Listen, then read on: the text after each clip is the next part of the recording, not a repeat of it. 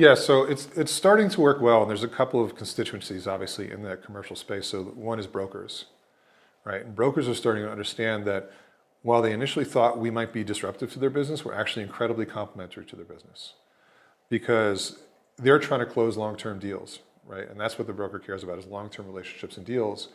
And often they find themselves talking to a prospective tenant who's incredibly nervous about signing a long-term lease.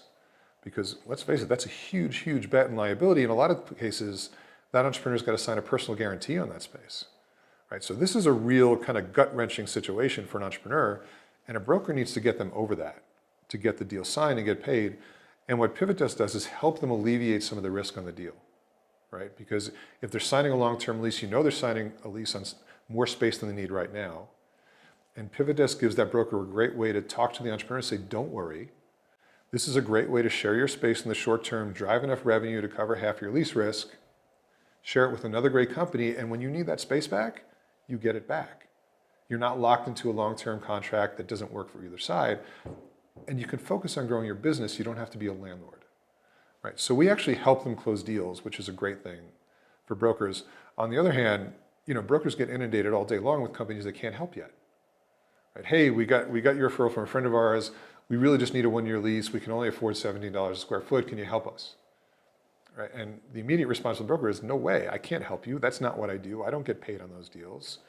Or sometimes they get pressured from a VC friend or someone that they know to help the company, and they got to spend a whole lot of time trying to work that deal, and they're really just doing it for the longer term relationship, right? Because they're not going to make any money on that transaction. So we give them a great way to actually help those companies in the short term, saying, listen, I think this model is perfect for PivotDesk. Here are a bunch of great spaces you can find for now. And as you grow, and as you're ready for a real lease, we put you back in touch with the broker so the broker hasn't lost that relationship and they still benefit down the road as that company grows. So we're helping the broker community, I think, in a lot of different ways.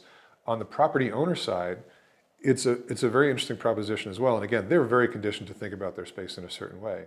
But once they realize that, A, there's no exclusivity, right? If they've got a floor that's sitting on the market for 18, 24 months, they know it's going to take them another 12 to 18 months to lease that space.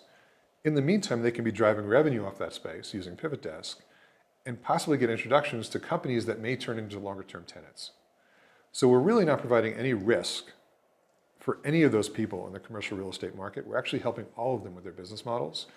But again, it takes time for the understanding and perception of how we help to get through the community. So that's starting to happen.